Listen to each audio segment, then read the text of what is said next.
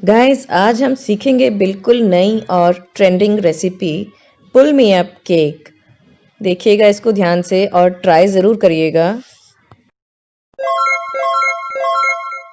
नमस्कार दोस्तों, मैं हूं प्रियंका। केक स्पॉन्ज बनाने के लिए सबसे पहले हम अपना माइक्रोवेव ओवन प्रीहीट होने लगा देते हैं। तो मैंने फास्ट प्रीहीट चूज़ करके लिड बंद कर दिया है और स्टार्ट बटन दबा दिया है। और इधर हम अपना बैटर बना लेते हैं। तो इसके लिए मैंने ये हाफ कप मलाई ली है। ये दूध पर से उतारी हुई मलाई है और रूम टेम्परेचर पर है। सीधा फ्रिज से निकाल कर मत डालिएगा फ्रेंड्स। आपको सभी चीज़ें रूम टेम्परेचर पर यूज़ करनी होती हैं केक स्पॉन्ज बनाने के लिए। ये मैंने 3/4 कप चीनी को मिक्सी में पाउडर किया है और हाफ कप मिल्क लिया है और इन सबको अब हम मिक्स करेंगे। मिल्क भी मैंने रूम टेम्परेचर पर ही लिया है फ्रेंड्स। अगर आपका बिल्कुल ठंडा मिल्क हो तो उसको हल्का सा गर्म कर लीजिए। सभी चीज़ें हमें रूम टेम्परेचर पर यूज़ करनी हैं। कोई भी चीज़ आप सीधा फ्रिज से निकाल कर मत डालिएगा। अब हम इसमें मैदा डालेंगे। ये मैंने 1 कप मैदा ली है। साथ ही में लिया है बेकिंग पाउडर। ये हम डालेंगे हाफ टी स्पून। ये 1/4 टीस्पून मेरे हाथ में है तो मैं ये 2 बार डालूंगी। अब नंबर आता है बेकिंग सोडा का, जिसे हम मीठा सोडा या कुकिंग सोडा या सोडा बाई कार्ब भी बोलते हैं। ये हम हाफ टी स्पून डालेंगे और इनको अच्छे से हम छान लेंगे। छानने से मैदा लाइट हो जाती है और इसी से हमारा केक फ्लफ़ी बनता है। तो आप इसको छानिएगा ज़रूर, सीधे से डायरेक्ट नहीं डालिएगा मलाई पर। उससे क्या होता है, केक अच्छे से राइज़ नहीं होता है, स्पॉन्जी नहीं बनता है। तो पहले तो बोलते थे कि 3 बार छानना चाहिए, लेकिन आप 1 बार भी छान लेंगे तो सफिशिएंट है। ये देखिए मैंने छान लिया है। अगर कोई छोटा-मोटा लम्प नज़र आए तो उसको हटा दीजिएगा। और अब हम इन सबको मिक्स करेंगे बिल्कुल एक स्मूथ बैटर बनने तक। अच्छा केक स्पॉन्ज बनाने के यही कुछ टिप्स हैं फ्रेंड्स, जो आप ध्यान में रखेंगे तो आपको कभी प्रॉब्लम नहीं आएगी। एक तो ये कि आप कोई भी चीज़ सीधा फ्रिज से उठाकर मत डालिए। सब चीज़ें आपको रूम टेम्परेचर पर यूज़ करनी हैं। और दूसरा ये कि मैदा और सोडियम बाइकार्ब यानी कि मीठा सोडा और बेकिंग पाउडर, ये तीनों चीज़ें फ्रेश होनी चाहिए। सोडा अगर बहुत पुराना हो या बेकिंग पाउडर बहुत पुराना हो तो फिर केक अच्छे से राइज़ नहीं होता है। तो आपकी चीज़ें जितनी फ्रेश होंगी आपको उतने अच्छे रिज़ल्ट्स मिलेंगे। अब मैं इसमें एसेंस डाल रही हूँ। आलमंड एसेंस डाला है मैंने। इसमें येलो कलर अपने आप ही है नेचुरली, तो इससे मेरा बैटर येलो हो गया है। आप कोई भी एसेंस अपनी पसंद का डाल सकते हैं। वनीला भी डाल सकते हैं, वनीला का टेस्ट बहुत अच्छा आता है, फ्लेवर भी। मैं वनीला काफ़ी बार यूज़ कर चुकी हूँ, तो इस बार मेरा आलमंड एसेंस यूज़ करने का मन था, तो मैंने वही किया है। ये देखिए मेरा एक स्मूथ बैटर बनकर तैयार हो गया है। अब मैं बेकिंग डिश लूँगी। ये 6 इंचेस डायमीटर की है और मैंने इसको साइड से भी बॉटम से भी अच्छे से ग्रीस कर लिया है। ग्रीस करना बहुत इम्पॉर्टेंट है फ्रेंड्स। अगर आप ये स्टेप भूल गए तो आपका केक स्पॉन्ज डिश से बाहर नहीं निकलेगा। तो इम्पॉर्टेंट है कि आप इसको अच्छे से ग्रीस करें। फिर आप मैदा से डस्ट कर सकते हैं। मैं पहले बटर पेपर यूज़ करूँगी और बटर पेपर रख के फिर से इसको ग्रीस करूँगी। इससे क्या होता है कि स्पॉन्ज पूरा निकल आता है, चिपकने का कोई चांस नहीं रहता। अगर आप बटर पेपर नहीं यूज़ करना चाहते तो ऊपर से थोड़ी सूखी मैदा बुरक दीजिए। और अब इसमें मैं अपना तैयार किया हुआ केक बैटर डाल रही हूँ। ये सारा मैंने डाल दिया। अब इसको 2-3 बार टैप करें जिससे कि ये लेवल में आ जाए। और ये मेरा अवन प्रीहीट हो चुका है। इसमें मैंने अपनी केक डिश रख दी है। अब हम इसमें टेम्परेचर सेट करेंगे 180 डिग्रीज़ का 35 मिनट्स के लिए। ये देखिए, और इसको स्टार्ट कर दिया हमने। देखिए जब कन्वेक्शन चलता है तो इसमें ये फ़ैन वाला सिंबल अपीयर होने लगता है। ये मेरा माइक्रोवेव में ही कन्वेक्शन मोड है। और 35 मिनट्स बाद ये मेरा केक स्पॉन्ज तैयार हो गया है। ये देखिए बिल्कुल अच्छे से सिका है। और मैं आपको टूथपिक इंसर्ट करके भी दिखा देती हूँ। ये देखिए एकदम क्लीन टूथपिक निकल कर आया है। और अब हम इसकी साइड्स नाइफ से छुड़ा लेंगे।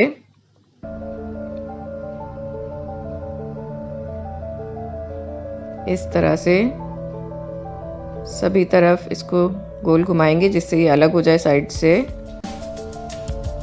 और अब मैं इसको पलटकर अपना केक निकाल लूँगी और फिर जो बॉटम में मैंने बटर पेपर लगाया था वो हटा दूँगी। ये देखिए, अब मैंने इसको पलट लिया है। देखिए कितना अच्छा केक बना है, एकदम स्पंजी, कितना अच्छा फ्लफ़ आया है। पास से देखिए आप, ये देखिए। और हमने इसमें सभी घर के इंग्रेडिएंट्स यूज़ किए हैं। कोई भी ऐसी चीज़ हमने नहीं डाली है, कंडेंस मिल्क या कुछ और, कि आपको बाहर जाना पड़े लेने के लिए। चलिए, अब मैंने इसको ठंडा होने छोड़ दिया है।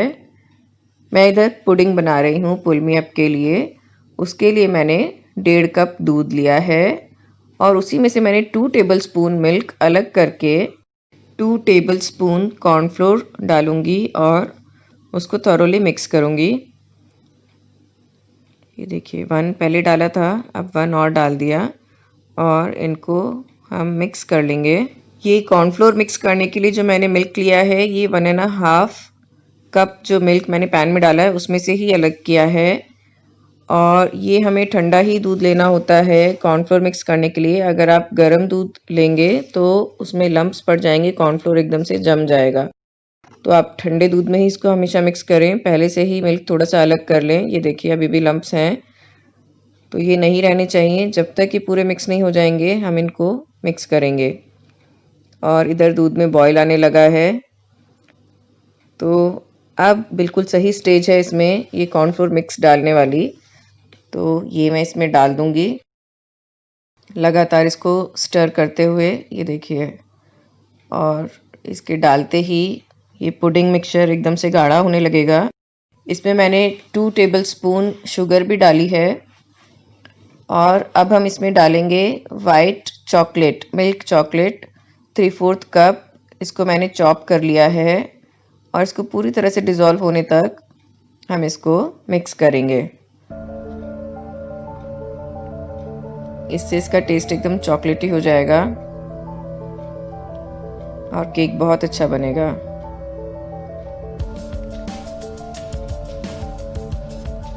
ये देखिए, मिक्स होने लगी चॉकलेट, डिज़ोल्व होने लगी। और इसमें भी मैंने आलमंड एसेंस मिक्स किया है। ये कम्प्लीटली ऑप्शनल है फ्रेंड्स। और ये जो येलो कलर आप देख रहे हैं, ये आलमंड एसेंस से ही आया है। आप चाहें तो ना डालें, आप चाहें तो वनीला एसेंस भी यूज़ कर सकते हैं, या फिर आप चाहें तो कुछ भी ना डालें। चॉकलेट का ही टेस्ट इसमें बहुत अच्छा आएगा। और अब ये बिल्कुल तैयार है, तो हमें वेट करना होगा इसके ठंडे होने तक, क्योंकि जब ये ठंडी हो जाएगी तभी हम केक पर पोर करेंगे। गरम गरम नहीं करना है फ्रेंड्स। ये देखिए, बिल्कुल अच्छे से मिक्स हो गई हैं सब चीज़ें। ये एकदम नई तरह का केक है फ्रेंड्स, बनाकर ज़रूर देखिएगा। और ये जो पुडिंग वाला पार्ट है तो बहुत इंटरेस्टिंग है। अब हमने इसको रख दिया है बिल्कुल ठंडा होने के लिए। और ये मैंने जो केक स्पॉन्ज है उसको 2 लेयर्स में डिवाइड कर लिया है। और नीचे वाली लेयर रख के उस पर मैं ये पाइनएप्पल टिन में जो पाइनएप्पल सिरप आता है वो मैं इस पर ब्रश से लगा रही हूँ। अगर आपके पास ये पाइनएप्पल सिरप अवेलेबल नहीं है तो आप आधा कटोरी पानी में 2 टेबलस्पून शुगर डालकर उसको अच्छे से डिज़ोल्व कर सकते हैं और इस तरह से केक स्पॉन्ज पर ब्रश कर सकते हैं। आप चाहें तो चम्मच से भी पोर कर सकते हैं, लेकिन ये स्टेप इम्पॉर्टेंट है फ्रेंड्स, इसको स्किप नहीं करिएगा। इससे केक में मॉइस्चर आता है और सॉफ्टनेस बहुत बढ़ जाती है। तो आप देख सकते हैं मैं किस तरह से कॉर्नर्स में भी और सेंटर में भी अच्छे से सिरप सब जगह ब्रश कर रही हूँ। और ये व्हिपिंग क्रीम मैंने ली है और इसको एक पाइपिंग बैग में भर लिया है और ये मैं इसमें लगा दूँगी एक लेयर अच्छे से। इस तरह से लगाना बहुत इजी, बहुत सिंपल हो जाता है। ये देखिए, और ये आप गेस कर सकते हैं क्या है। चलिए बताइए आप ही क्या है। फ्रेंड्स ये वाइट चॉकलेट चिप्स हैं। इससे टेस्ट बहुत इन्हांस होता है और ये मैंने सेकंड लेयर रख दी है और ठीक उसी तरह से मैं इसके ऊपर भी पाइनएप्पल सिरप ब्रश कर रही हूँ। यहाँ पर भी आप चाहें तो वही शुगर सिरप पानी में बनाकर वो ब्रश कर सकते हैं। और अब आ गया एंटरटेनमेंट वाला टाइम। ये देखिए, ये मैंने आपको वर्टिकल लुक दिखाया है इसका बाहर से। ये ट्रांसपेरेंट शीट मैंने लगा दी है अपने केक पर।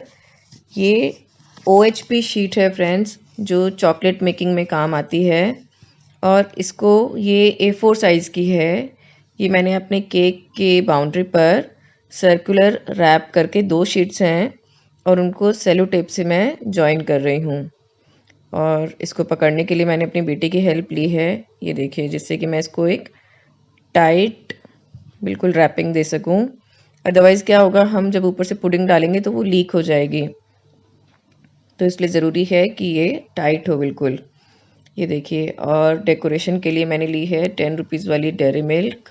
आप देख सकते हैं ये मेंशन्ड है इसमें 10 रुपीज़। और इसको मैंने खोलकर क्यूब्स में डिवाइड कर लिया है।